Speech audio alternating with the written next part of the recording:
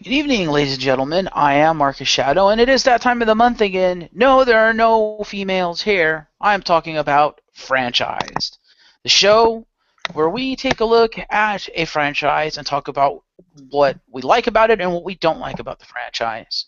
Joining me, of course, we have James Phoenix. What I don't like about franchise is you insulting women on this show. It happens on all our shows. He's always overly sexist and racist.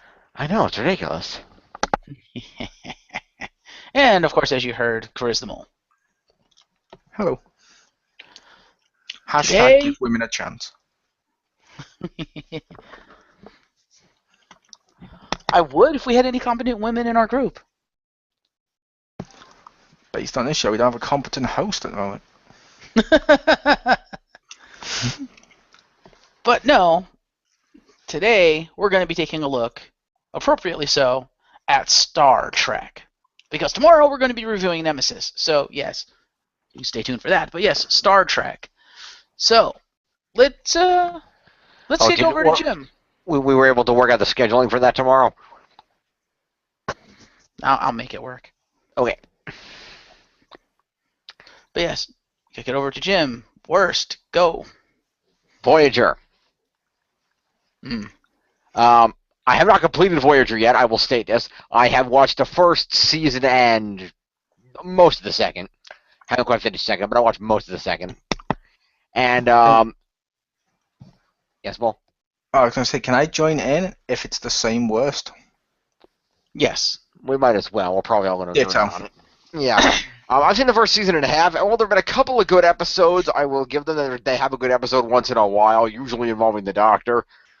But overall, it just doesn't feel like a Star Trek show. Like, it doesn't feel like the crew is connecting as much as the other crews. A lot of the plots are really freaking stupid. You just also touched upon it there. In my opinion, as much as he's not even one of my favourite Star Trek characters, but the Doctor is the only interesting character in the entire crew. And he's not a main character. Well, I'll give credit that they tried to at least have a few good moments with some of the other ones. Like, there was that... as much as I didn't like the fact that the overarching premise was a duplicate of a Doctor episode from just a few episodes prior. The episode where Harry Kim woke up and he was suddenly back on Earth with his girlfriend and he had never been on Voyager and he had to go find Tom Paris and they had to work together to get him back to Voyager. That was... The overarching premise wasn't very good, but what they did with the Kim and the Paris characters was actually pretty good. I'll give them that much. But yeah, generally speaking, they're all just kind of... But that could have been any of the characters, so it doesn't really matter. Yeah, see, I'm not saying they don't use the other characters. They use them. They're just dull as shit. Mm-hmm. Yeah, kind of. And I would argue the Doctor is a main character, or at least becomes a main character in the second half of the series, because they focus a lot on him about him, becoming a sentient being and stuff like that. They do a lot with the Doctor. Yeah, he became a main character, but at first he was more reoccurring, like not as often, and he became a main character just by virtue of Cream rising above the shit. Pretty much. I mean, you got Janeway, who feels like Picard, but then toned down like fuck. Like, she's Picard without the backbone. Like, the amount of time she gives in to various stuff is like, really? You also have, what the hell was her name? Belena Torres? Belena Torres, yeah. Thank you. I had her name written down, I just couldn't fucking know how to pronounce it. Yeah, don't worry about it. She is a Klingon who we're constantly told about her evil, angry self and her evil, primitive Klingon, but it just comes across as bitchy. She's no fucking Worf. No, definitely not. Mm-hmm. And who forget Chakotay? Yeah. Basically, racist Native American character. Basically. Yeah, that's... If you like racism and dull characters, Voyager is the show for you. Pretty much. Or how about this? Did you like Next Gen? Did everyone here like Next Gen? Yes. Mm-hmm. Oh, cool. So I'm guessing you liked Q, the guy who was hardly used. Voyager, used all the time as Janeway's little lovesick bitch. In the later seasons, yeah. Yeah, that's what it basically went from the earlier seasons of this is just boring and occasionally a good episode to this is utter and complete shit. Yeah, or the Borg. The Borg were used very rarely on Next Gen. In fact, this one they were used a lot, and resistance is futile. Yet they constantly back down to the Voyager crew and just gave in. I'm like, hey, we're gonna help you because reasons.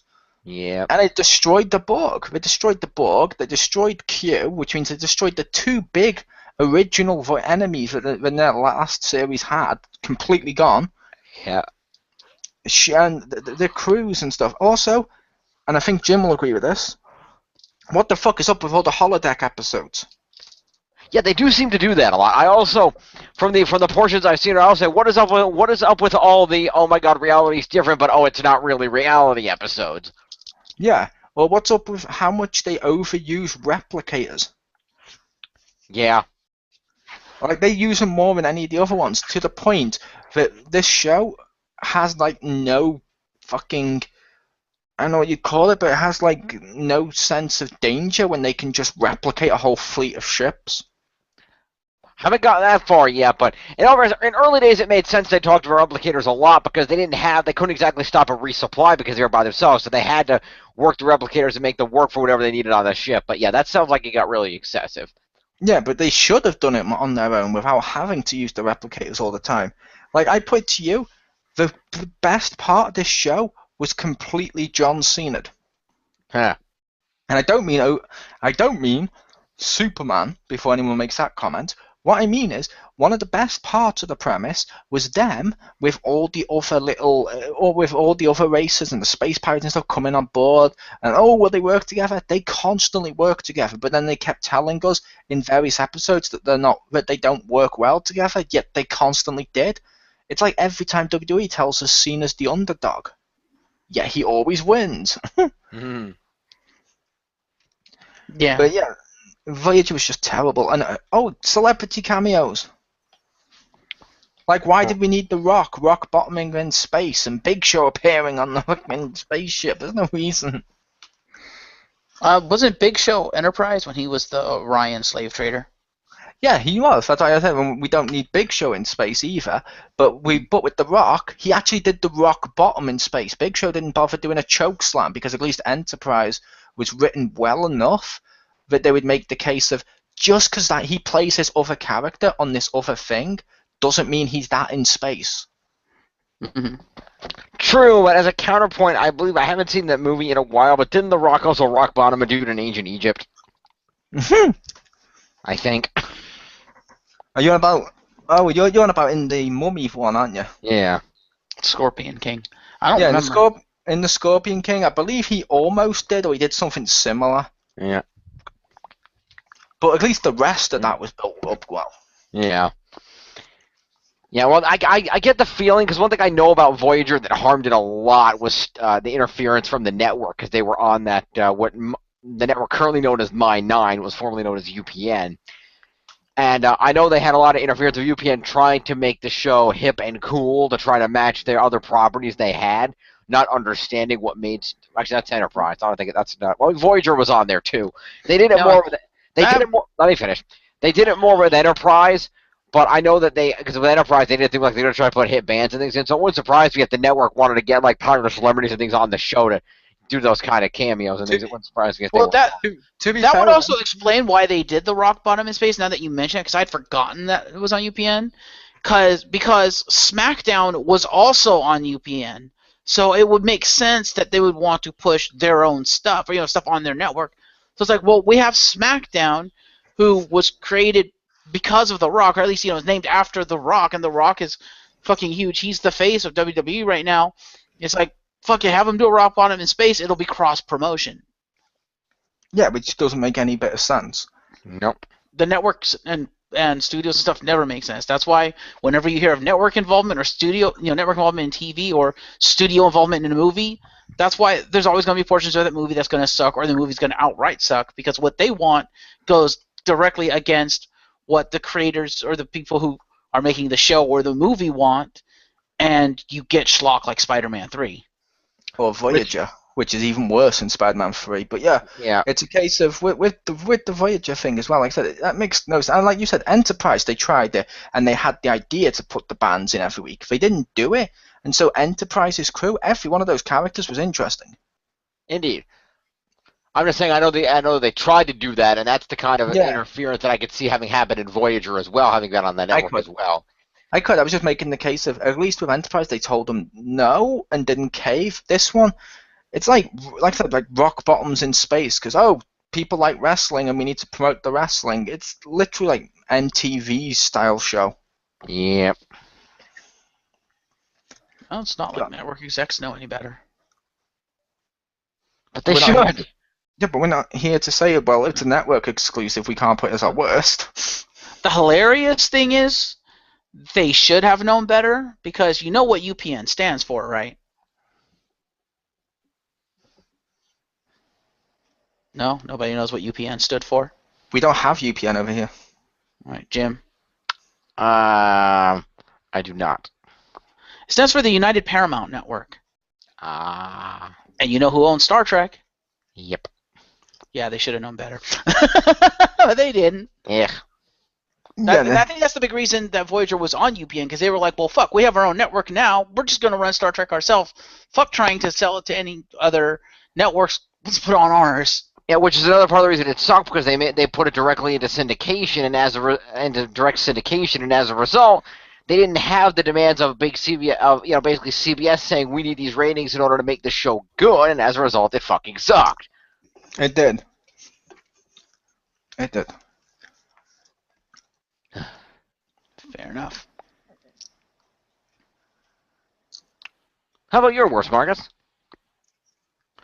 My worst, it's gotten a little bit better now, but my worst, especially with how prevalent it is now, and it's grown into this, lack of a proper video game. I mean, we have STO now. That's a proper game?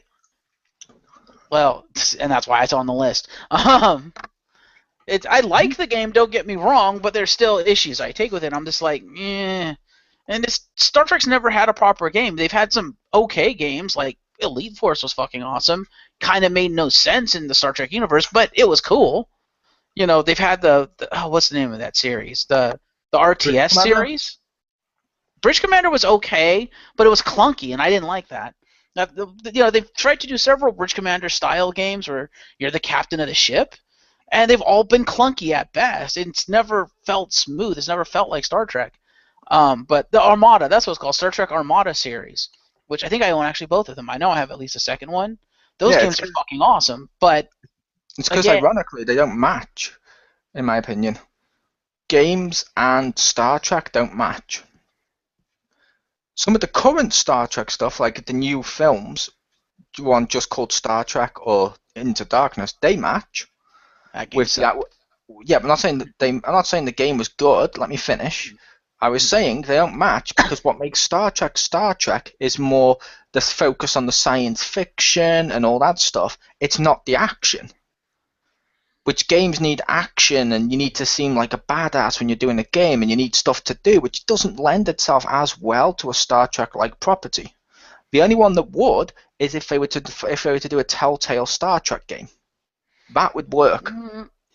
Actually, one of the best Star Trek games that I've ever played, and I never got to finish it because I got to one point and I couldn't get the next part to trigger.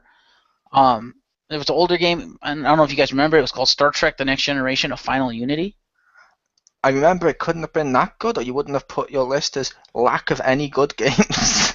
Yeah, It wasn't that good a game, but it was the closest that it got to Star Trek because it didn't try to be badass. It tried to be Star Trek. It was you were flying around the Enterprise, and you go on these away missions, and you'd have to pick and choose your away team based on the skills you felt you would need on the away team and stuff. And you had your phaser and stuff, but it was by no means an action game. It was more a puzzle game. Like, it was more like those point-and-click adventures that we like so much. But, instead of pointing and clicking, obviously you're moving around with the controller, not controller, but like with the arrows and stuff. It was a computer game. But it was a puzzle game. It had some action elements in it, obviously, because you had phasers and whatnot. But it was more like a mystery. It was more what Star Trek was, and what a Star Trek game should be, and what Star Trek always was. The problem was, A, it was an older game, so the technology wasn't there to be able to do it, and B, it was not that good a game. But it's the closest to a pure Star Trek game I feel that we've gotten.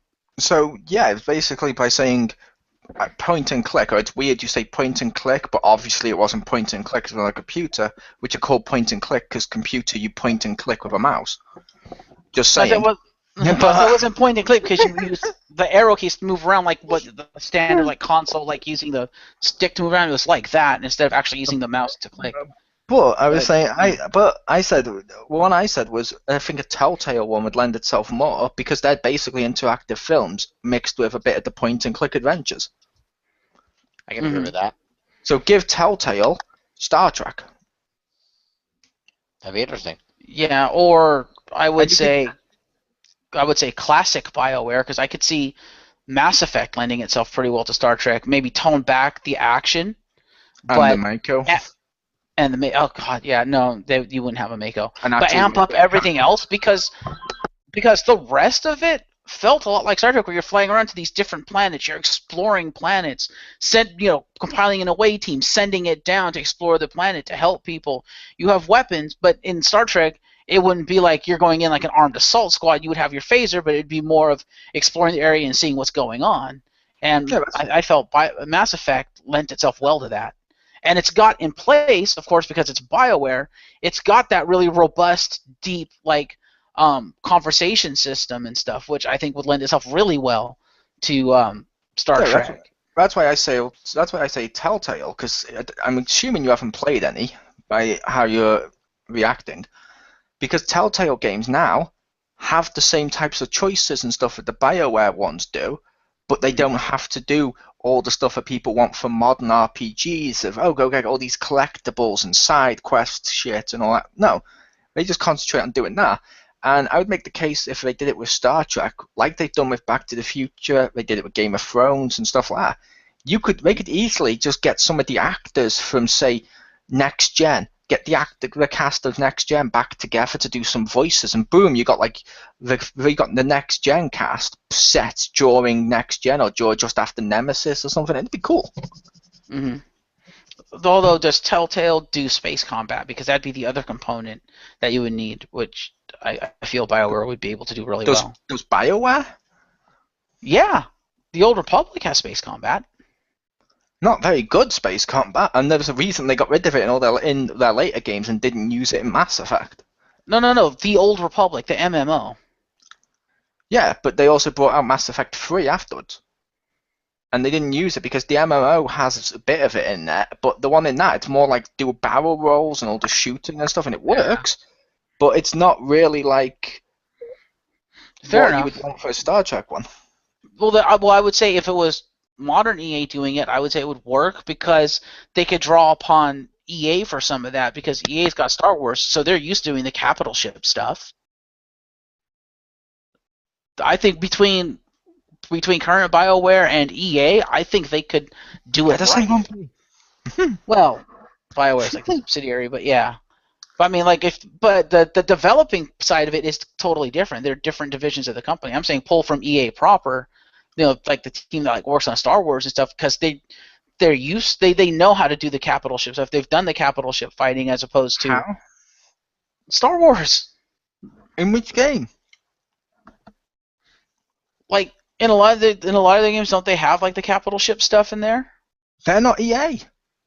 They were made by different companies. The first EA one's going to be Battlefront, which ironically people have been complaining about the vehicle combat. Yeah, vehicle combat sucks. The fighter combat, but I thought they did more. I thought they did more than just Battlefront. I thought they had done something before. They've done mobile games and they've done Old Republic.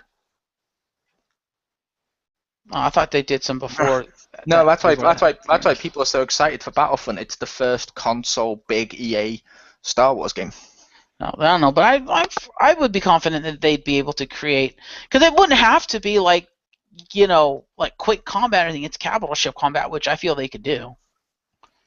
Yeah, that's what I was saying. I think Telltale could easily do it too, because they've used vehicle combat and stuff. Oh, have they? They haven't used ship combat, but they could easily do it. And even more so if it's like Monkey Island or the Walking Dead and stuff like that, because you can just tell the people as the captain what to do and they'll do it. Yeah, that hasn't worked well for ship combat. That's one of the reasons I hated Bridge Commander, because with Bridge Commander, you literally had to tell your people what to do, and you had to like manage your power and this and that and the other, and it's just like you couldn't physically do everything necessary to keep your ship afloat and not being blown to bits because you had to be like everywhere at once. Yeah, like I said, you really need to play the Telltale games because Jim, you've played the Telltale games, haven't you? Some of them, yes. If they have something in place of like ship combat where you have to tell your crew, it's not going to be as in depth as like Bridge Commander where you have to keep keeping it afloat. It's going to be like an interactive movie where once you've done them, you've hit the quick time event and it does the cutscene that's badass of the ship being hit. Probably, yeah. Yeah. That could be cool. I could also see some complaints of some people saying, they want to be like more in control of the ship. Well, yeah, people are going to complain about any type of game. Mm-hmm. Like it's like if you take like say BioWare and gave them that, you could see people complaining. But I don't want all these choices. I want my captain to be written for me by the Star Trek one, so it actually feels like a Star Trek character, and not gives me the choice to say no, fuck off, fuck all the planet. Mm-hmm. But that's not what makes a good game. Yeah. I don't think that's even what would make a good Star Trek game.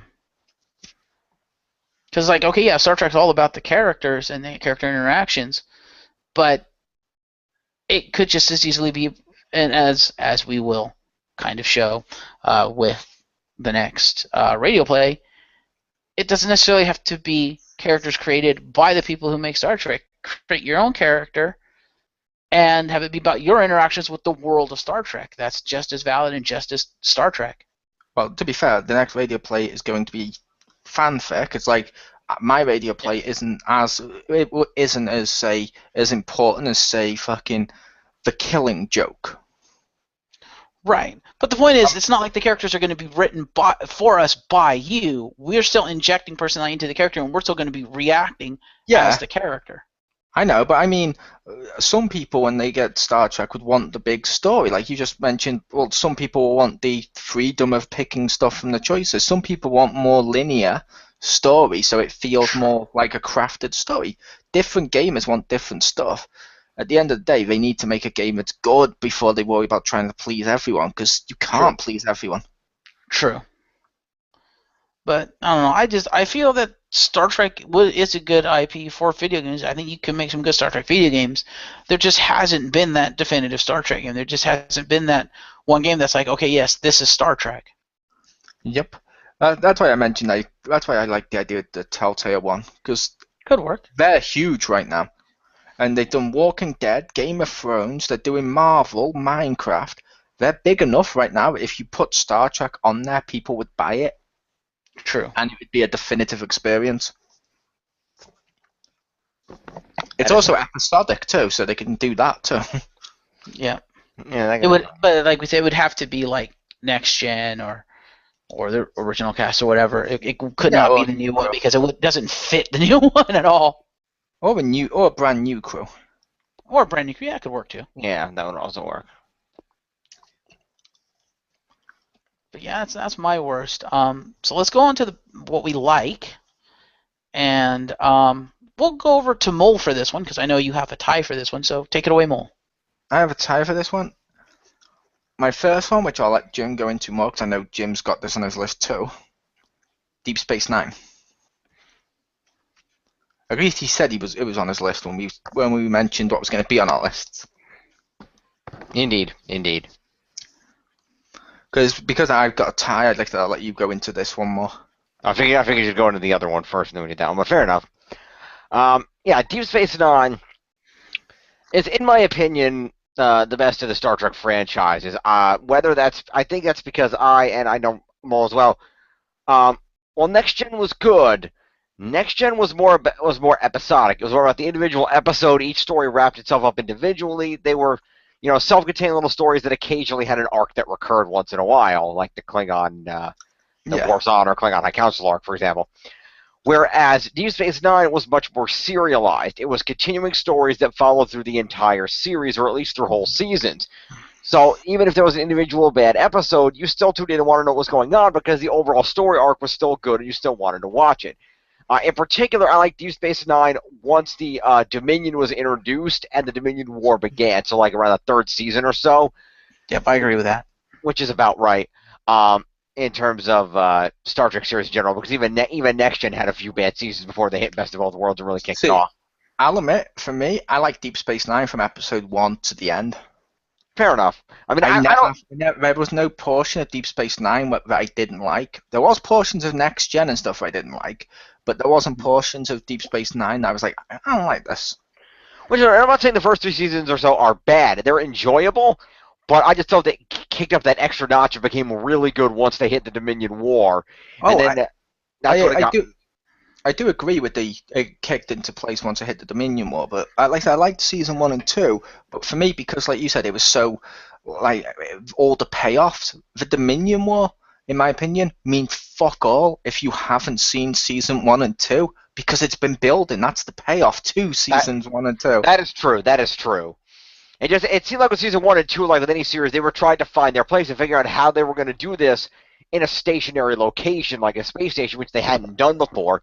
So they were trying to get the feel of that, the feel of the different races on board, trying to flesh out the characters and what their, how their roles were going to fit in. So it took us some time to really get to it. And there were some episodes that didn't totally feel like they, like I said, they weren't the best possible. But with the overarching story arcs, it was initially, okay, we're getting the station up on yada yada. But once they started, hinting into the, Dominion is coming, following stories, the Cardassian background was always good, Garrick and whatnot.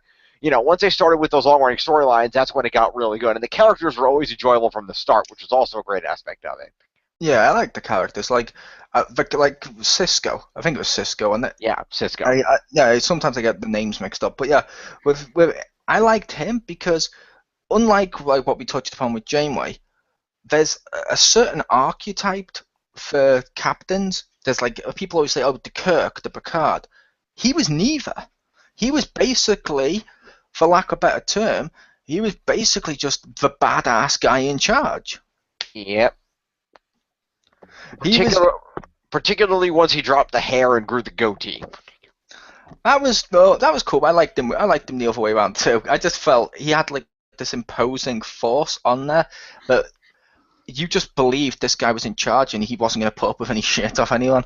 Mm-hmm. And it says it all when, like I said, but the characters were great when you had that. You had the Ferengi who was in charge of who was in the bar all the time. But he wasn't a regular person reoccurring of, we're going to give you advice for plot convenience like Whoopi Goldberg. He was basically showing up to try and con people to make money, and that's delicious. That was great. That was good. And he was played by the principal from Buffy. Really? Armin Shimmer was the principal of Buffy? Yep, he was the principal for seasons 1, 2, and 3 that ends up getting eaten by the snake. I didn't know that. Fair enough. Yeah, he was great, and then you had things like, always had Elam Garrick at the tailor, and you always talk about, he's really, he's a Cardassian spy, but is he really a spy? Does he really have contacts? Are his stories true? You never really knew. And of course, they brought Worf in. They did bring Worf in. That was pretty cool. I liked that. I loved Worf in Next Gen, and they brought him onto this one too, and I'm like, that's even better. Now he's a main character on this. Even though they required some plot finagling to get it back on the Enterprise for the movies that confused the hell out of Marcus. But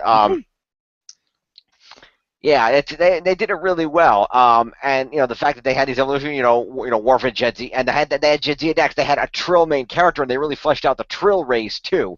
Because the Next Gen, we just had that one dude, and they hadn't really fleshed out how the whole thing worked. That when they decided to make Jedzia a main character, they really were able to do a lot of interesting stuff with that, because it was, okay, she's the attractive one, so she shows at the Troy, but she's competent and she knows what she's doing. Plus, because of her previous life as Curzon, she's got this relationship with Cisco pre-established that you can just go right into, and they know each other.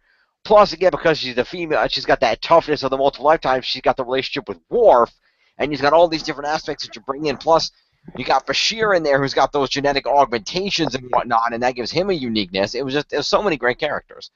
And my favorite character, Odo. You gotta love Odo. I mean, dude's a freaking changeling. Come on. Mm-hmm.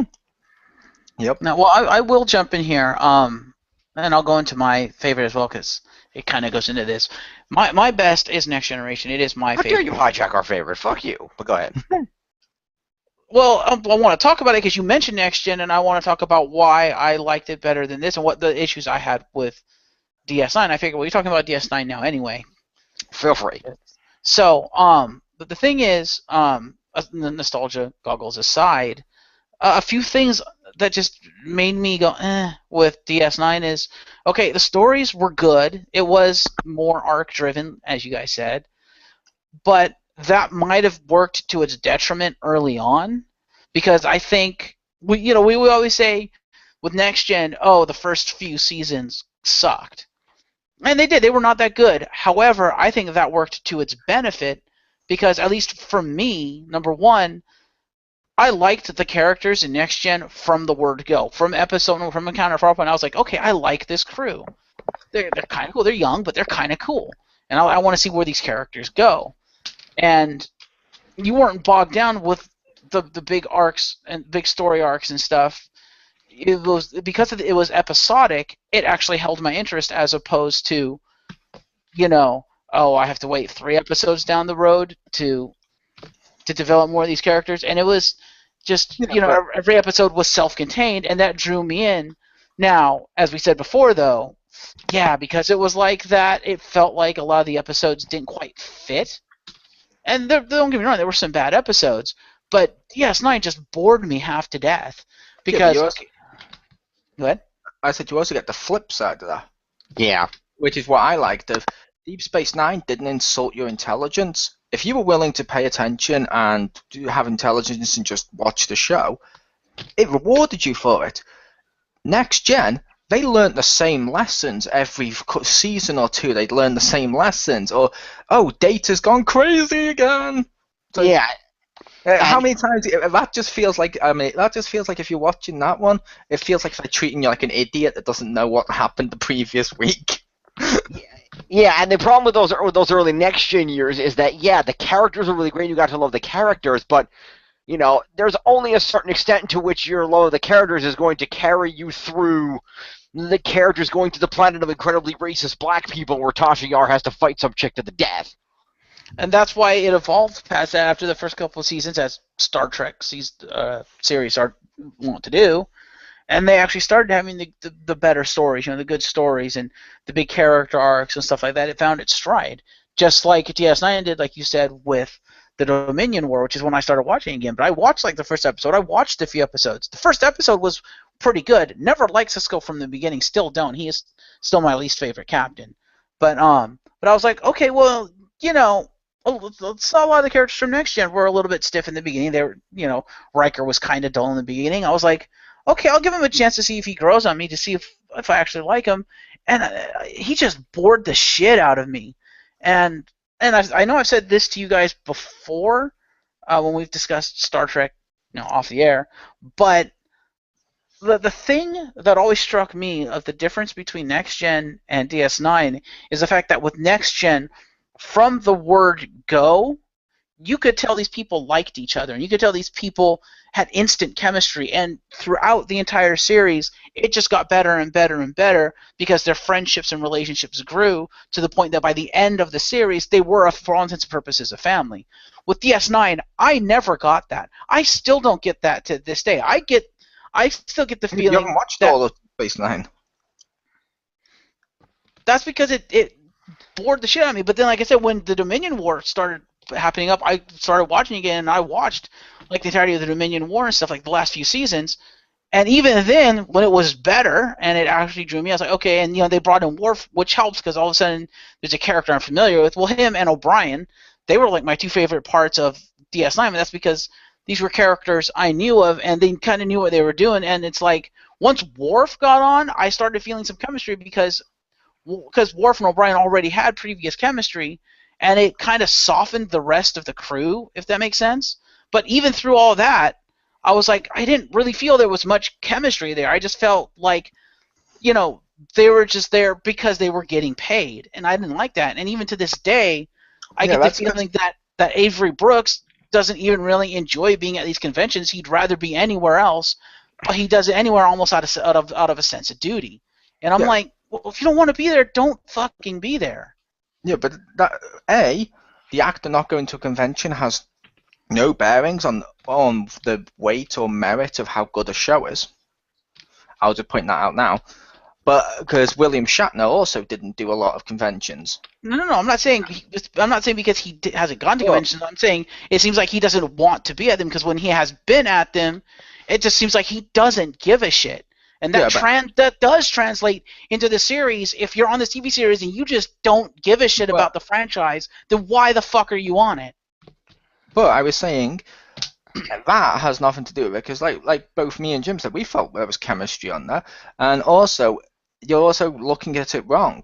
With Next Gen, or with the cast and crew there, they're like in a little ship. They're exploring together. They're traveling together. They're like they're on the road together, if you will.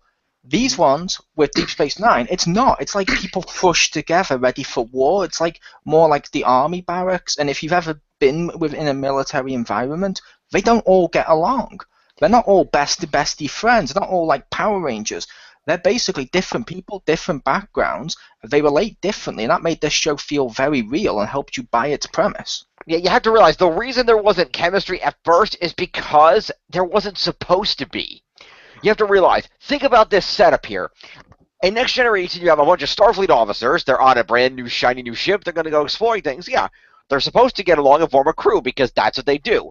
On DS9, that wasn't supposed to happen because you have a handful of Federation officers who had never done this before, including Ben Sisko, who had kind of not been having the best career up to this point and kind of had his wife die, which, yeah, that would bum me out and make me kind of a cold-hearted asshole, too, for a little while. And the fact of the matter is, this happens, and you get this handful of Federation officers tossed on a Cardassian space station that is now owned by the Bajorans, a race formerly owned by a race that you hate, particularly O'Brien, who fought the fucking Cardassians. Now owned by a race in the Bajorans who you guys don't really know and understand because they got this whole big religious thing going on. They're kind of a new race.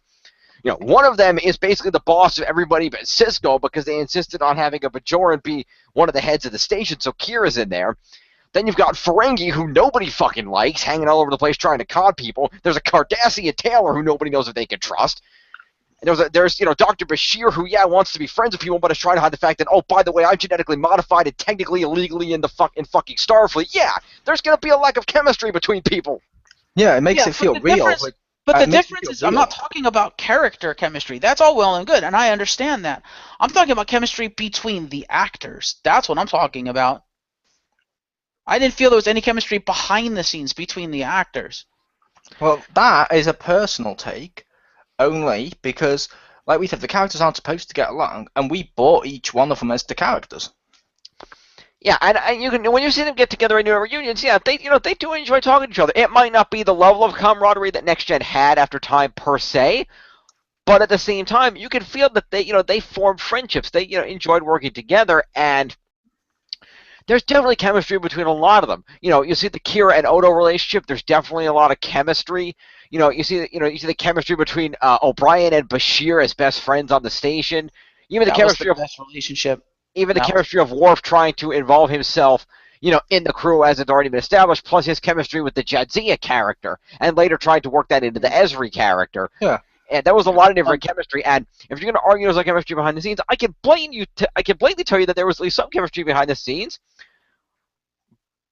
because Nana Visitor and Alexander Siddig apparently had enough chemistry that they decided to start fucking each other, and Nana Visitor got knocked up halfway through the series. So yeah.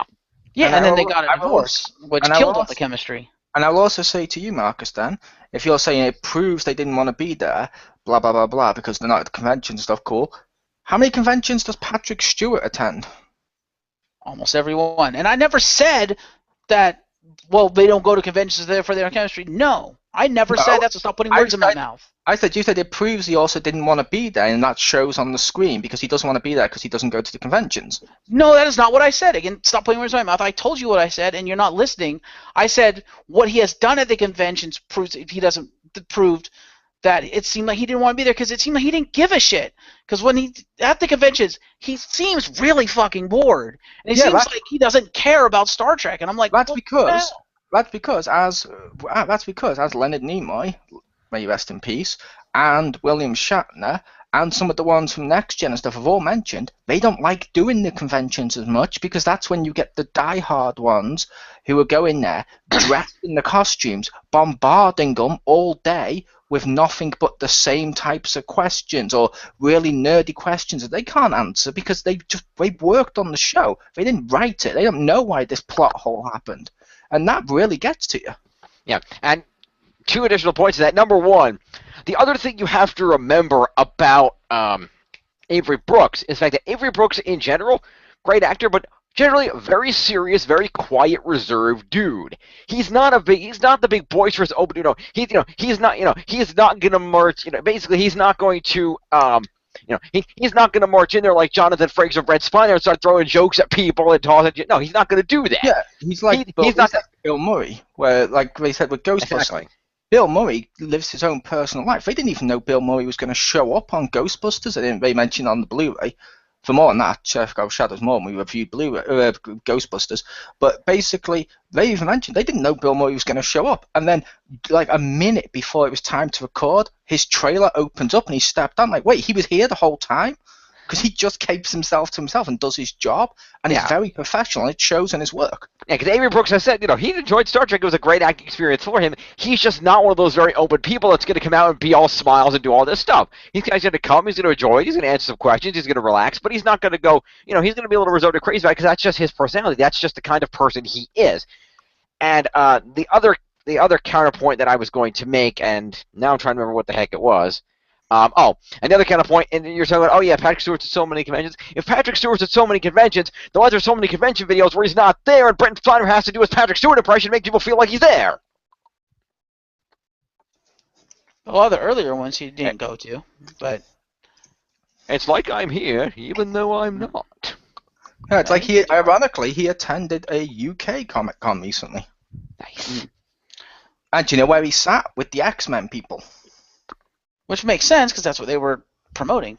But, I don't know, maybe it's just the whole premise of DS9 then, because it didn't feel cohesive, and it took me right out of it. Number 1, it didn't feel cohesive. Number 2, it bored me so much. The first season just bored me like shitless. Let me finish. When every other Star Trek series, it at least felt cohesive, and if the crew and the cast felt right. I'll give Enterprise even this. I liked the Enterprise crew. Yes, even Voyager. At least they felt cohesive. At least I liked that crew, and you could tell they also had chemistry, which they did. Every crew except for DS9 gave me that feeling of a cohesive crew and a crew that had some sort of chemistry, behind the scenes. Yeah. And I don't know, it all felt right, but DS9 never felt right to me. It bored me half to death. The crew felt really stiff and out of place. The only relationship that I actually liked on that show was Bashir and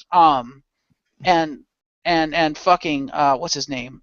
Chief O'Brien. Half of that was probably because of Colm Meaney, because he's fucking awesome and I liked O'Brien.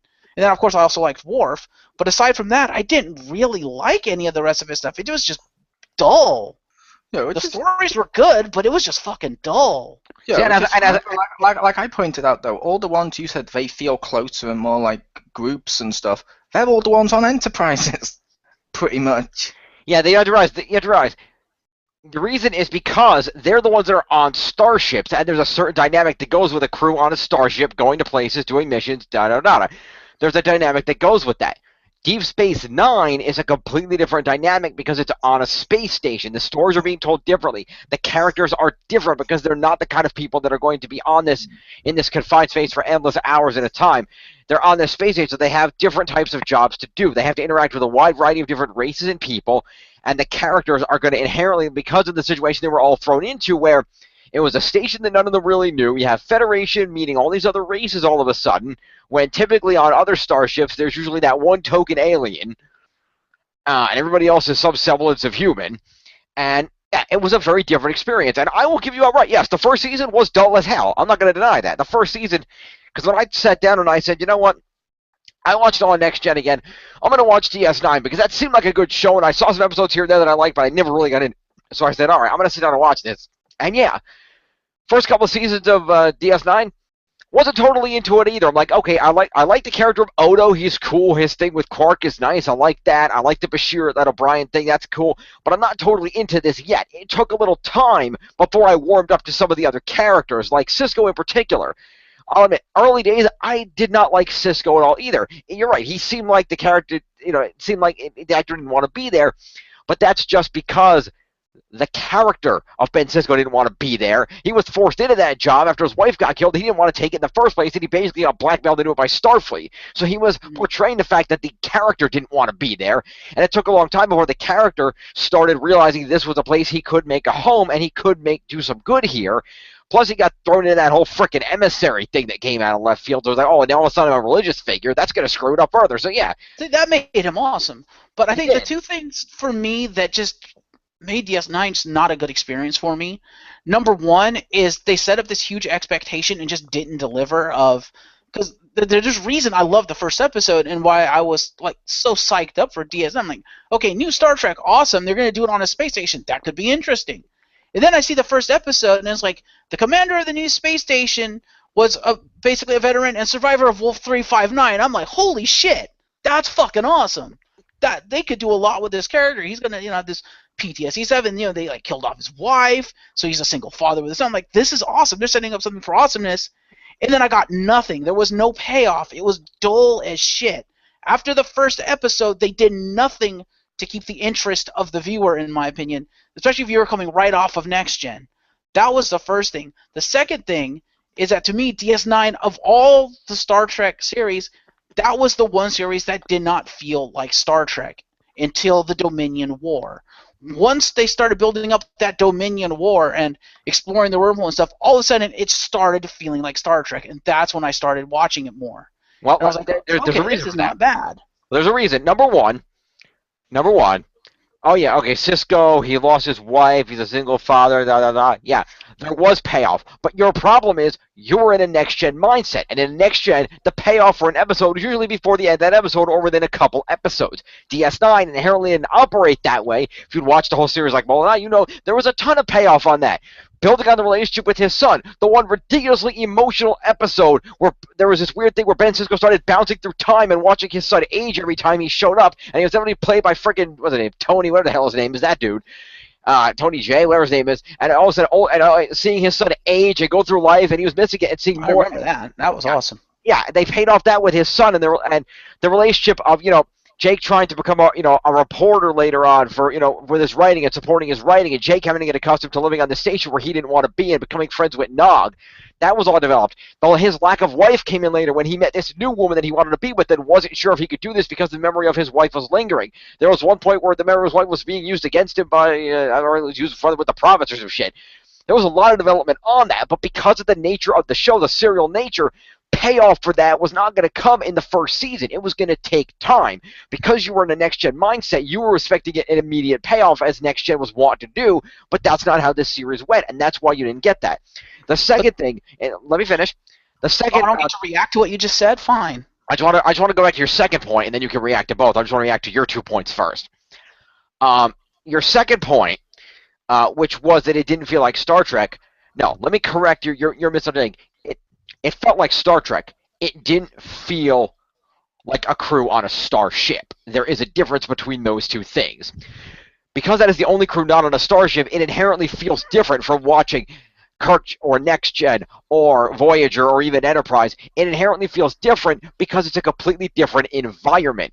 And as a result, there's a completely different impact on what the characters are expected to do, what they have to do, their natural lives, the world around them. It's an inherently different experience. It's not going to feel like the other shows because it is inherently different. And that's why, yeah, DS9 was a little shaky at first. They didn't know if this was going to work, but inevitably they built into it, and it did, and it really, everything paid off as time went on. It just wasn't immediate. And I feel like that's why DS9 really cannot be compared to the other series because it is so drastically different because of the environment of being on a space station and because of its serialized nature. It's different enough that you're saying, oh, well, it's bad because it's not like the others. Well, it's like you're comparing an orange to a bunch of apples. It's inherently not going to be the same. But I think with my first argument, I think it's valid because you hit the nail on the head. You said, payoff down the road. The payoff took a while. That's all well and good. But the problem was all the payoff came around the time they started doing the Dominion War. Once they started doing that arc, and it became more what I feel felt more like Star Trek to me.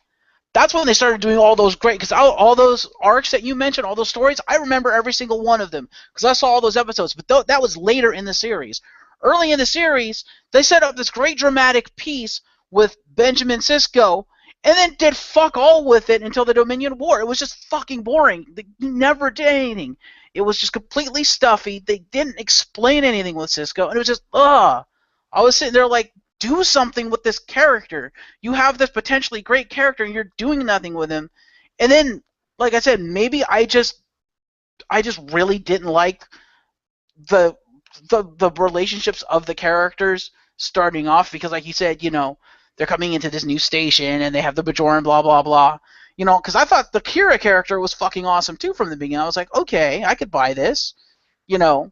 She's coming into the station, being appointed by her government because they want some, visibility on the station. There's going to be this odds with the Federation.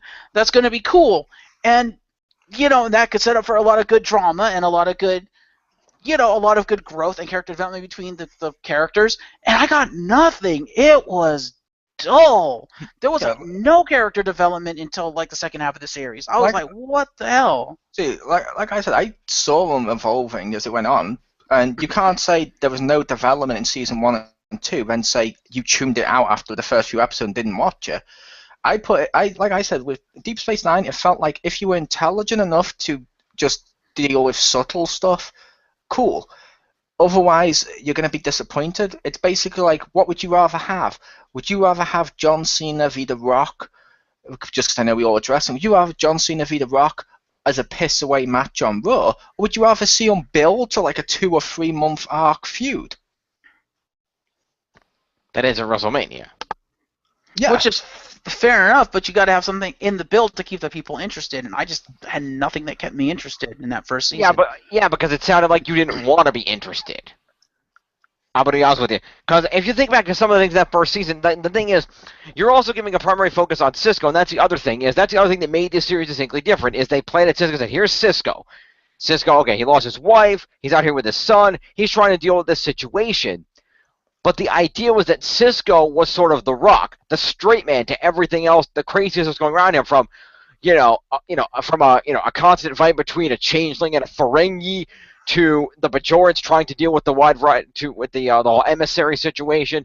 The Bajorans trying to deal with now being in control of having their freedom and how that was affecting them as a people, and the situation with them having to, they lost Kai Alpaca pretty quick and they had to get a new Kai. That whole situation went down. Learning about, exploring the relationship between Bashir and Garrick and how that developed into a thing. They were, Sisko was supposed to be the straight man that was, I am in charge, I am the commander. And, while all this craziness is going around, I'm going to be the guy that shows up and solves it and is the reliable straight person who's not in the craziness that much at first, so they can establish all these other unique new characters, because the straight Federation captain. We've had that before in Picard. But they chose this time, instead of doing it like a Kirk or Picard, where from first episode on, it's heavily about the captain. The first episode was, oh, hello, mon capitan, you should not explore the galaxy yet, you are not ready.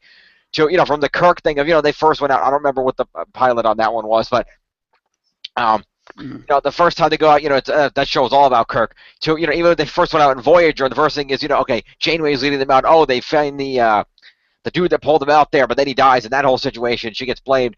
And I haven't seen Enterprise, but I'm assuming Archer's pretty much the dude there too. And it's a fact of, early on, the captain was made the focus in the first few episodes. In DS9, they chose to say, okay, here is the captain, here's his story. But now, because we have this whole big station with all these characters, a bigger crew than most Star Trek shows have, we're going to show you all this other amazing stuff on this station that we haven't had in other series. We've got a bar where a Ferengi is trying to cheat people. We've got this tailor shop with this Cardassian who you don't really know that much about. We've got the situation of this being a station around a new planet with a new race we haven't seen much of, aside from a little bit of Ensign Ro in the last season of Next Gen. We're going to explore this race, these people, the Bajorans, and how this happens. We're going to explore the Maquis, how this group of rebels is involved here, and exactly what their role is in regards to what's going on between the Cardassians and the Bajorans. We're going to go into that. They had so much backstory and things to explore, they wanted to establish the world around Deep Space Nine, because when you're on a starship like the Enterprise and the D or the NX-01 or even the Voyager, or even the original 1701, when you're on a starship, you have a limited experience of the world around you, generally speaking. Yeah, okay, we ran into some Klingons over here, and there was a Romulan over there. But generally speaking, the world is confined to what's happening on the ship, unless an admiral pops up and says, oh, by the way, this is going on in the Federation. We need you to go here. With Deep Space Nine, they had the opportunity to explore the entire geopolitical spectrum and the entire world of Star Trek, and not just these 7 people who were in this one location. And they decided to take advantage of that by using the first season to show off the world they had built, the amount of stuff they could draw on that they had going on, from all these races coming together to the geopolitical situation between the Cardassians and the Bajorans that hadn't really been focused on before, to mentioning of a lot of the other things that were going on, and Klingons and Romulans, mentioning of other stuff, to this, showing this new, some of these other, exploring the Ferengi more and showing what they are as a people, as having just some losers with laser whips who got their asses kicked, showing off all these different things that they didn't have before, all the wide variety of what they could do with this space station that they couldn't do on a starship. That was their focus, was showing off exactly the depth and the birth of this series before, starting off with that and using that to develop some of the new stuff, the new character, Kira being a focus because the Bajorans were this new race they needed to explore, so they used her heavily in the first season to explore all of this. And establishing of course the Federation in this new location with this technology that they're not used to, establishing that they did have the ability to adapt it and to work with it, but how difficult that was. And this wasn't just, okay, push a button or ask the computer and get what you want. No, this isn't going to work right. O'Brien's going to be working 24/7 to make this shit actually function in some semblance of the method they need it to work. They focus more on establishing the world around the characters and what the entire Trek world around them before they went back in and said, okay, now everybody knows the world we're in. Now let's go into the characters and explore them a little more. We established some of Sisko. Here's more of Sisko. We already did Kira. Let's look at Odo and his people. What's going on with the changelings? Let's take a look at Quark. We'll learn more about the Ferengi. Let's go into Garrick. We'll find out more about the Cardassians and their feelings about this whole losing their station thing. Let's go. Political. Exactly, it was more political, let's go into, Bashir and the situation of, the persecution of those who are genetically modified and things for being in Starfleet. That was a whole nother side story that came later, but still. They wanted to go in the early seasons, just establish the birth of this world they have to show all these different things that hadn't been there before, to give some new stuff that would draw people in, and then go back into the classic, and now we're going to dig into the characters more. Here's the character relationships. They built them up slowly over time while showing the birth of the world, so that by the time they show the birth of the world was over, they could delve in and say, okay, now let's look at these characters and really get into that, and then they were able to bring the Sisko thing back around, now that the world around it had been established, and we were used to the other characters. If weird shit started happening to Sisko, we could depend on Kira or one of the others to be the rock for the episode, that we could, see everything through and could, have that tenet to go back through, and everything wasn't just going crazy around us. Maybe that was the inherent problem for me, was the fact that they held off on doing a lot of the character stuff for so long that I tuned it out. I was like, which is entirely possible, and yeah, hey, let me finish. I was agreeing with you. Fuck off. But I disagreed, because like I said, I felt it was just subtle. They weren't just smacking you on the head with a brick like they do every time Data goes crazy. Which is also true. It was a lot of subtle development here and there, a little bit of, which I loved. I loved the geopolitical, and I might have actually seen more DS9 than I thought, because most of what you're talking about, I actually remember all that stuff, like the Elam Garrick stuff, the Kaiopaka, the geopolitical issues between the Federation and the Bajoran and the Cardassians. I remember all that stuff in DS9, so I might have actually seen more than I thought. However,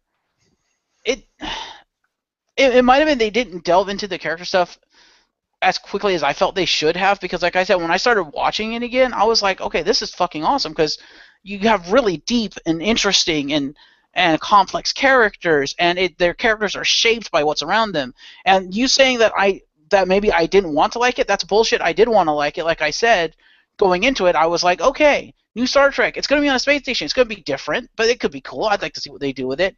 Seeing the first episode, I was really fucking hyped after the first episode, because I was like, okay, you have the commanding officer who's not even a fucking captain. He's a commander. which is kind of awesome because I'm going to see this character grow into a captain, presumably. I assumed he was going to become a captain. But I was like, I'm going to see the growth of this character, and then you have him kind of at odds with Kira, or more Kira at odds with him, of Kira looking at it and saying, Federation's trying to come into what's our territory. That's going to be awesome to look at, looking at all these other characters. I was like, I could see, various directions they could go with these characters. But early on, it felt like they went nowhere. They just said, here's all the characters, and then like you said, maybe it's now we're going to look at the world around them, and it's like, I don't know, I got bored, and it's like, if they had progressed on or continued what they started in the first episode, the first couple episodes with the characters, and formed that world and the geopolitical situation around the characters, for me, I think that would have been more interesting, and I think that's what drew me in the later seasons when I started watching it again, was the fact that they were growing these characters by leaps and bounds. Well, maybe not by leaps and bounds, but they were growing these characters ever so slowly, showing you the interpersonal relationships, bringing in the geopolitical stuff, because a lot of the characters were, a huge part of that, like Kira and stuff, and using the characters to show this huge fleshed out universe that they'd created for DS9. And I was like, okay, I like that. It makes everything complex. It makes you think. It was awesome. But early on, I just got bored to death because the characters were dull. I will make the case, just because of how long we've been doing this now. Isn't that the reason we weren't meant to be arguing about which ones people put as their favourites? Because we were meant to put our favourites, which means you're not meant to argue why it's not on our list. It's on our list because it's our favourite. Yeah, but I mean, Next Gen was mentioned too, and I was like, well, I want to talk a little bit about that and about why. The difference is between them. Yeah, but you see, I'm not saying, like, we're not saying you're wrong for Next Gen or anything like that, because that's obviously your favourite. We were just pointing out why we like Deep Space Nine and why it resonated more with us, and we use Next Gen just because that happened to be the one more people have seen. I mean, when Next Gen started up, there was people bitching that Next Gen didn't feel like Star Trek because it was too serious compared to Kirk. That is very true. Yeah, I just feel like with DS9, they decided, we've done the whole Federation officers thing. People know the Federation. They're used to this. Let's introduce some Federation officers. Okay, here's O'Brien. People know him, so a familiar character. Here's Cisco, stalwart captain. You know how, our commander in this case, you know how the guy in charge usually is. He's a Federation officer. And he's Battlefield 9. He's experienced, veteran. And now we're going to take Kira, the new character of the new race we haven't done much with, and we're going to go with that because you already know the Federation guys. We don't need to go that deep into these guys to start because you're used to Federation people. You know how they operate and their general tenets, so we don't need to go that far into it right now. We're going to establish this new character and these new people and Odo and all these new races and new stuff we're doing. And then we'll come back and we'll certainly develop the Federation people later. But for right now, the Federation people have been done. We want to freshen it up and do something people haven't seen before rather than the same thing over and over again. Logically, the other reason would also be because there was no overlap between Kirk and Picard unless you count movies. Right. There was no overlap there. Deep Space Nine was going on at the same time as Next Gen, so this one's more of a spin-off. It'd be like complaining Hyrule Warriors isn't exactly like Legend of Zelda. It's a spin-off. Mm-hmm. That is true. That is true. To a degree, yes, but I would also argue it is a spin-off and it isn't, because there's also the next series or the sequel to Next Gen, as Next Gen was to the Kirk era, so you can't really just write it off as, well, it's a spin-off. No, because I'm saying they ran at the same time. They did, yes. I would argue the next one that preceded Next Gen would be Voyager, because that had the same staples of the traditional Star Trek one. So this one's on its own, and it's a different look at the world, so it's more like a spin-off. And Enterprise found a happy medium because Enterprise had the same tenets of we're a starship crew, but the difference of being there isn't really a federation yet. We don't really have a lot of rules or a lot of the procedures and a lot of the experience that the later crews have. So we're going to make a lot more mistakes. We're going to do a lot more reckless, stupid shit because we don't know any better yet. Yeah, I think also part of why I didn't like I don't like early DS9 is I think it's the exact opposite of what you said, Jim. I think it's because I wanted so very badly to like this series. I was so hyped up for it. After seeing the first episode, I was like, okay, this could be awesome. And then, to me, it didn't live up to the hype. I was disappointed. I was like, really? That's all you've got?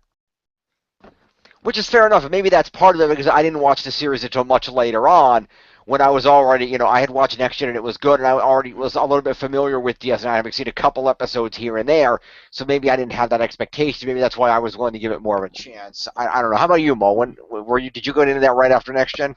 I liked Deep Space Nine at the same time when Next Gen was on, and I liked Deep Space Nine more from the get-go, from like episode 1 to the point I would watch that one when it came on TV with the adverts and stuff. I'd VHS tape Next Gen because I'd be like, no, I'll watch them like later on in the week. I need to see my Deep Space Nine. It was must-see TV.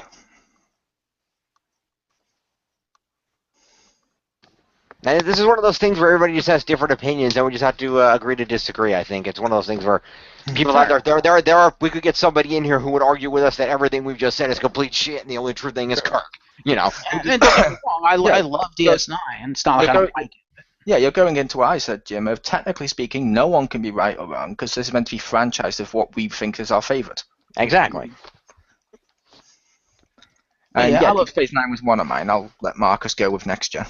Yeah, I love Next Gen, and it's no secret Riker is, and probably always will be, my favorite Star Trek character of all time. I just love Will Riker. He's awesome. But what's not to love about Will Riker? But, I don't know, just to me, Next Gen did everything right. Aside from, well, I would say of all the starts, except for maybe Classic Trek, because I can't remember if I saw a lot of the early Classic Trek. I know I saw a few of the early episodes, but actually, including that, I think it did the early season right because it was trying to find its footing, but the characters were established, and then for obvious reasons, as you pointed out on Starship, they focused on the characters, but they had really good stories. It just it didn't feel cohesive in terms of the story, in terms of, some of the episodes felt kind of out of place. Yeah. But they still tried to keep continuity, which was awesome. Yeah, what you're saying is, to you, the series called Star Trek didn't feel like Star Trek.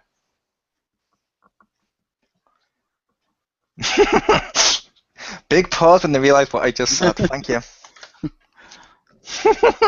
No, I'm saying I feel Star Trek Next Generation had a better formula for opening season of a TV show.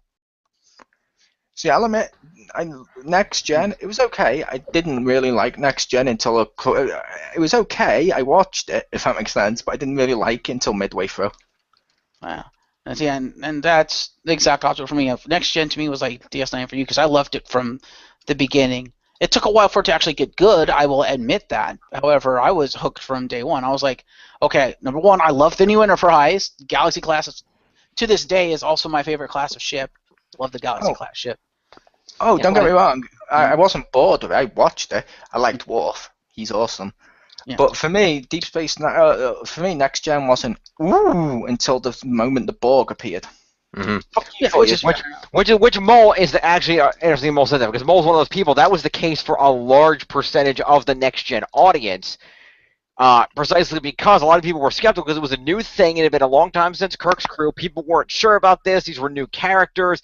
People were getting used to it, and it was that best of both worlds that kicked it up. When the to be continued hit, that entire summer lit up with Next Generation. Oh my God, is Picard going to survive? Are they going to get him? What's going to happen? Are they going to beat the Borg? That's when it really lit up for most of the audience, and that's when Next Gen really kicked into high ratings gear. And if I remember correctly, the payoff was Maggie shot Mr. Burns. Correct. I mean, and I'll admit, Encounter at Farpoint didn't sell me on Next Gen. I liked it. I liked the characters, but I was like, it's different because up to that point it had only been original Star Trek, and that's what I watched a lot of. And I was like, okay, this feels a little bit different. I'm like, this could. What's that? Oh, well, yeah, I didn't see animated at the time though. But I was like, this it seems like it could be a little boring and a little pretentious. But I was like, I like the characters enough, and I like what they've established in this episode. I'm gonna keep watching it, but I'm gonna be a little bit reserved because I'm like, I was preparing for it to be like fucking total like like space drama, boring as shit. And as I kept watching the episodes, I was like, okay, I love this series. This is awesome. It was like Riker's the man. Because Riker to me felt kind of like American James Bond in space. And I'm going to say, very good, Marcus. You were able to pay attention to enough to know Riker is the man, Data is the android, Worf is the Klingon. Very good. Yeah. No, I'm kidding. That's not what you meant. That's not. I know that's not what you meant, but yeah. But yeah, I would argue that my experience to Next Gen was random episodes, and that was kind of had a different experience for me because back in the day there was a network called TNN. Yep. Originally, the National Network became the National Network after a while, and I started watching it. It was kind of a new thing, and I started watching this because at the time the network first launched, they basically had all of 2 shows that they had the rights to on this network. They had Star Trek The Next Generation that they pretty much showed 24/7, except for Monday nights when they showed Raw. And other than that, they had like nothing else until they started getting a few other shows. Like, they got like freaking like the adaptation of Takeshi's Castle and shit. Yeah. Most Extreme Elimination Challenge. That was a great show. Anyway, but so basically, originally I watched it because Raw's on this channel now. Fair enough, I'll watch it on this channel now, and I did that.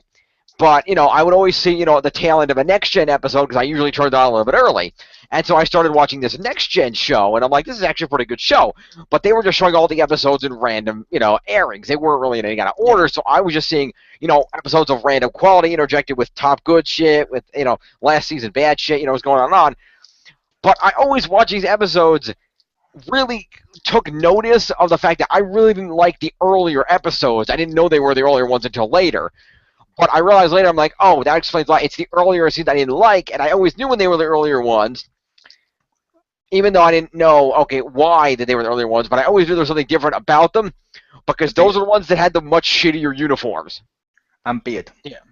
And Riker's lack of beard. And so, between Riker's lack of beard and the much shittier uniforms that I didn't like, that didn't have the nice shoulder pads, I don't like, this is not that good. And later on, as I went back and rewatched the whole series a couple of years ago, I watched this and I'm like, okay, I can see, this is why these earlier episodes, there's a couple of good things, good things here and there. Here's lore, we got Q showing up.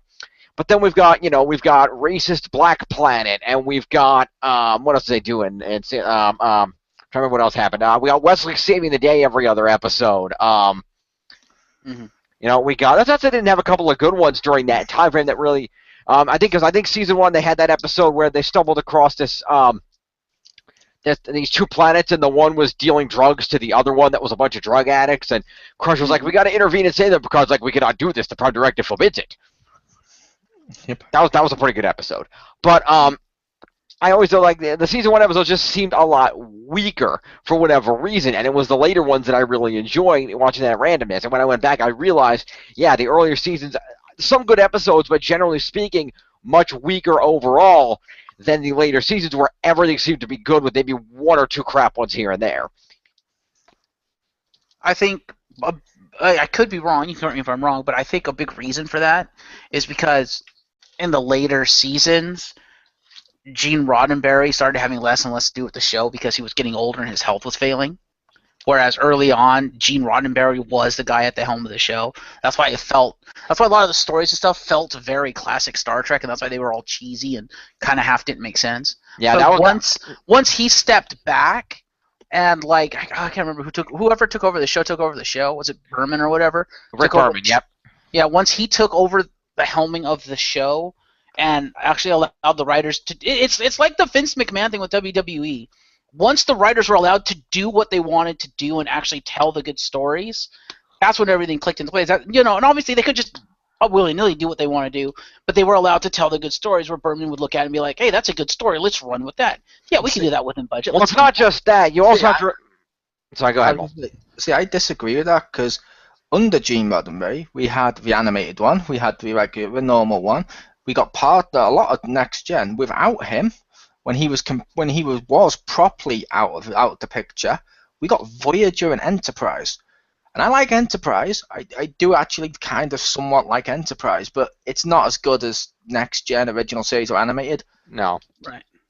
And to the point of Enterprise, that was even worse because not even Rick Berman was involved in that. That's when, because for DS9 into Voyager, Rick Berman and Brandon Braga were the two co-producers, and Brandon Braga took the primary helm for Enterprise, so even Berman wasn't there. Yeah, I'm not saying we got, like, all of a sudden really great shit when Gene Roddenberry ceased being part of Star Trek. I'm saying I think that's why Next Gen specifically got better, is because he decided to take a step back, because it's no secret. A lot of people who, like, worked on Next Gen stuff will tell you, and even fans looking at the story and stuff, it seemed like much like Vince McMahon, Roddenberry kind of lost touch a little bit and was kind of living in the past, and he was like, no, it's going to be my vision or no vision kind of thing. Right, and to some extent that was probably true, but another factor that I know kicked in was the fact that they had a really heavily rotating writing staff for those early years. A lot of people would leave each season, they bring in some new people. It wasn't until a little after Best of Both Worlds, like around season 4-ish, that they finally got a more steady writing crew, and you could read about this in some of the books. That's when they finally got a more steady writing crew, and were then able to have the same group of a half a dozen to maybe 8 writers that wrote the episodes and rotated around, and they knew how to work with each other, and they, they could go, Mike Pillar, the head writer, and Berman could go through and look at the scripts and pick out the good ones and kind of make it work. So I think there's a combination of factors. I think it was such new territory, and they had to figure out how to differentiate themselves from Kirk was a part of it as well. And once they did, that's when it got stronger.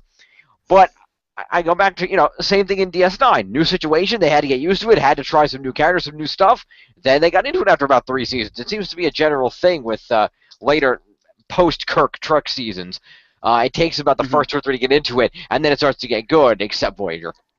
Well, for some people. Like I said, I like Deep Space Nine from the get-go. But Fair enough. Which is fine, but yeah, I will also say, just on a side note, like I said, I liked Next Gen. I will say, Jim, the thing I mentioned to Marcus earlier, which I don't know if I'll bring that up tomorrow or not, but I found my favourite version of the Next Gen uniforms. The ones in Nemesis?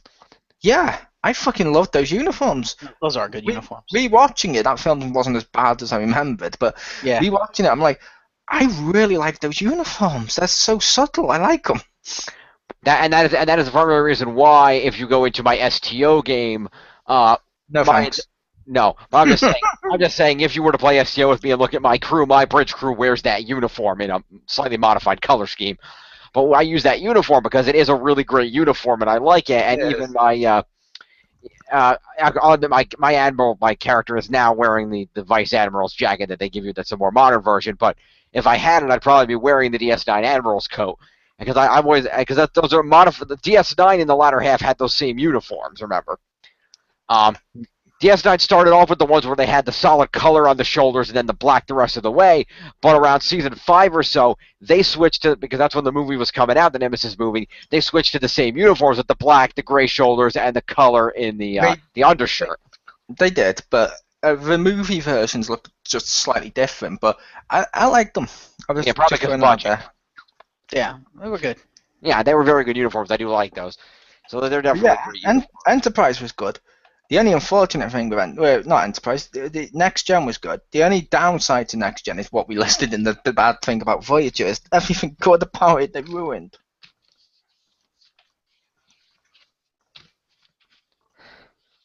At least they didn't ruin it in the series. No, they didn't ruin it in the series. That's why I said Next Gen's still a good series. It was Next Gen.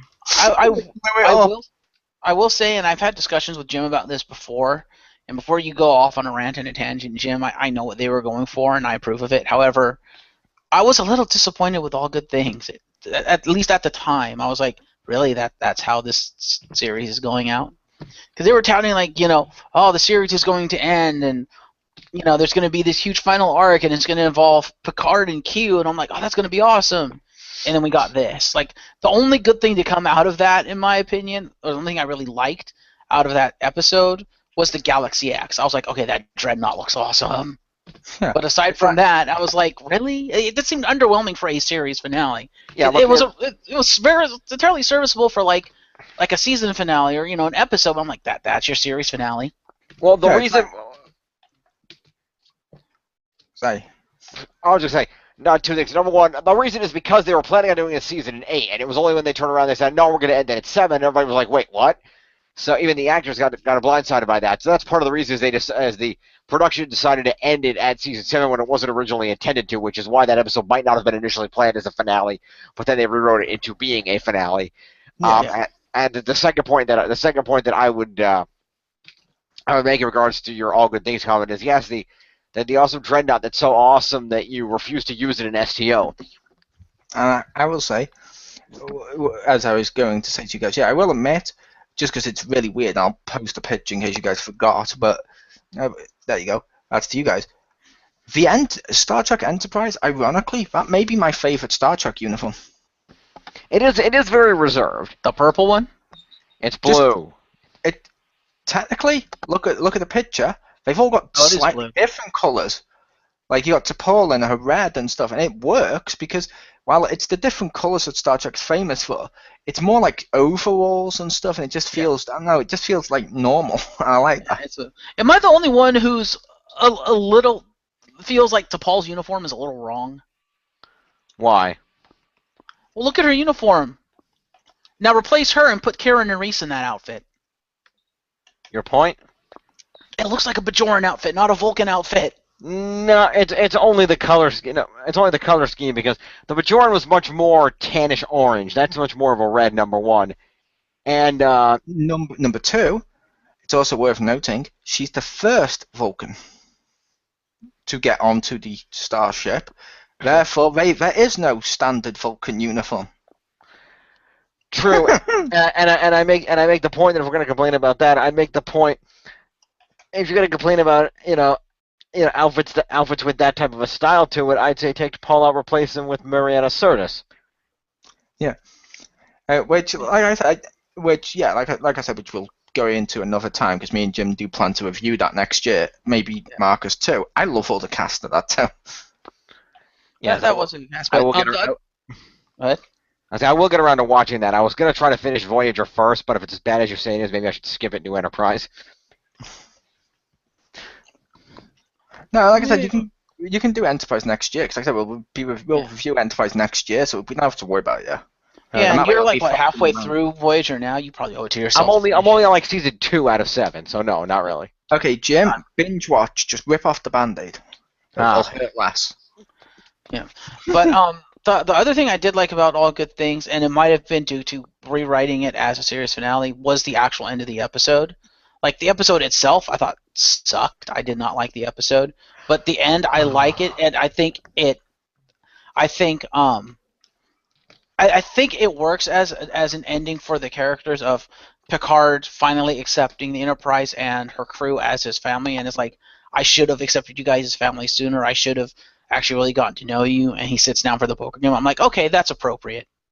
Yep. And originally when I saw it, I didn't like that ending, but now looking back at it, I'm like, okay, yeah, that was actually appropriate for Next Gen. I'll give it that. Yeah, like I said, I like Next Gen. Yeah. My other one I had on my list was the movie just called Star Trek. Abrams vs. 1. Fair enough. The reason, I think that movie does everything right. Mm-hmm. Right. A lot of people shit on it or use Abrams Trek because they want to sound all cool and edgy like a 12-year-old girl. But you got that, but with the actual stuff it does, this is the era of reboots. It reboots Star Trek. Now, Star Trek used to be at a certain point when they realized, okay, and they sort of just didn't bother trying to cater to everyone, and they just sort of fit into that. Star Trek's always been like the nerdy show. Mm-hmm. Nowadays, it's no longer nerdy to like comic books and for like the same stuff as Star Trek and all that, because, okay, if it's really nerdy to like comic books, and comic books are really as nerdy as Star Trek and stuff as they were back in the day, why is the Dark Knight and Avengers these big selling franchises now? Instead, it's taking it's the era taking that stuff and giving it to different people. This does it really well. It makes it accessible, has a great cast, reinvents Star Trek, and stops it being the more Trekky, and I'm using air quotes, thing and makes it more something everyone can enjoy, but also has enough references and stuff in it for the older fans too. So it's like everyone benefits from it. I will say two things about this. I'm not going to go into too much detail because we will be reviewing this next month. But I will say I do like this movie. I think they did it right. However, I do feel that it's a little bit too actiony for Star Trek. Like it doesn't quite feel Star Trek because there's a little more action in it than I would like in a Star Trek movie. Oh. But I understand why they did it because they're trying, the modern day and everything. However, because they decided to go with more actiony, it gave me one of my favorite things about the movie, and that's Sulu's sword. That thing is badass. Probably gonna say floating R2D2 in space, but no. That too. Yeah, they went more actiony with it, but I've made the case to people before now if I'm okay with this because it still has the part of it that makes it Star Trek in there. Yeah. But it's like everyone likes Batman Begins and The Dark Knight. Yeah. Everyone likes those films. Where's Batman's detecting? Yeah. It's because that doesn't really sell films. No. There's plenty of detecting. He's detecting goons with his fist. Yeah, but the action of the action scenes are like them going boom and stuff like that, like on the ship and all the stunts and stuff. It just makes it so wonderful. And today, that's what an adventure is, and that's the adventure part of Star Trek. Like if you look at Star Trek, like I mentioned in the past, it reinvents itself every era. Yeah. Like the Kirk era, that's more like the Adam West style Batman era where stuff's cheesy, cool. 90s, everything's wanting to be realistic or dark and stuff, and we get we get Next Gen. Yeah, it's 80s, but you know what I mean? It's right at the end. We get 80s, we get 90s and stuff, we get that, and we also get Deep Space Nine. 2000s, when everyone's more, oh look, it's the millennium, we want to see celebrities, ooh, we get Rock Bottom in Space. Then when it's about, oh, people want to try and reinvent stuff in the Smallville style way, we get Enterprise. True. And nowadays, when it's like, let's give people Batman Begins and let's give people enough a Spider-Man film and stuff like this, we get Star Trek with the original characters in a new and refreshing way. It's actually kind of funny you said it that way, Mole, because that brings me to the one other problem I had with this movie. Again, we'll get more into it next month, but looking at it, Star Trek wasn't grungy enough, in my opinion.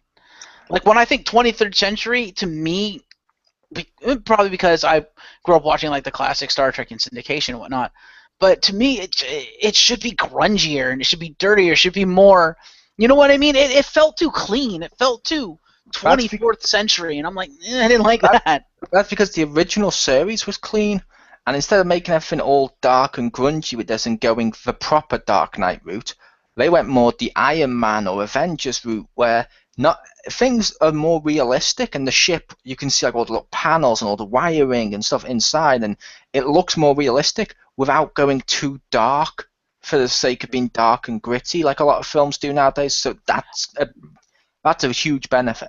Oh no! I'm not saying in terms of like the writing and the characters. I was talking about just the straight up look. It was too bright. I felt the ship should have been a little bit dirtier and stuff. It didn't feel dirty enough to me. But I understand because it was coming right off the line, so it should be clean. But it felt too clean. I was on about the look because I was on about they were doing the original Star Trek, and if you make that too dirty, it won't feel like that. But at the same time, they were going for more like the Avengers thing, where like Iron Man's armor's all shiny and you got like the lens flare, but they still kept it dark with the lighting. Yeah. It just works. I think that's a great modern take. Fair enough. And so much lens flare. We shall delve into that in great detail later. Yep. And I don't even mind the lens flares Jim alluded to, because like I pointed out, a load of the original Star Trek films had that, but people don't nitpick that because it's either they didn't notice or the internet didn't remind them it's a thing. True. Yeah, that is true. Bro. Star Trek did come out in the era of so much lens flare. Yeah. Yeah, but I mean, like, do you remember the original motion picture when they were doing that? Oh, like, God, people weren't pointing that out with that, and people still don't point that out with that because the internet didn't tell them it's a thing, so these, I'm going to use air quote, die-hard fans are suddenly not going to remember that's a thing. Not the fact that two people were too busy being mad at the original motion picture for basically just being special effects porn. But wouldn't lens flare be special effects? That is true. Which means you should mention it more. But no, like I said, Deep Space Nine and Star Trek, the new series of films. Motion picture, yeah, a movie. Fair enough. Fair enough. So that was our raucous look at Star Trek on Franchised. Honorable mention goes to Galaxy Quest. Hell yeah. Ah! I will allow this. Hashtag Shadow approved. Yeah. I'm always surprised when there's people who haven't seen that. But yes, I do apologize a little bit for the length and for the raucousness that we got into. But it was fun. It was interesting stuff, and we'd like to hear from you out there in internet land. What do you like about Star Trek? What don't you like about Star Trek? Feel free to hit us up in the comments below. Hit us up in the emails. Hit us up on Twitter. We're everywhere. You can always find us.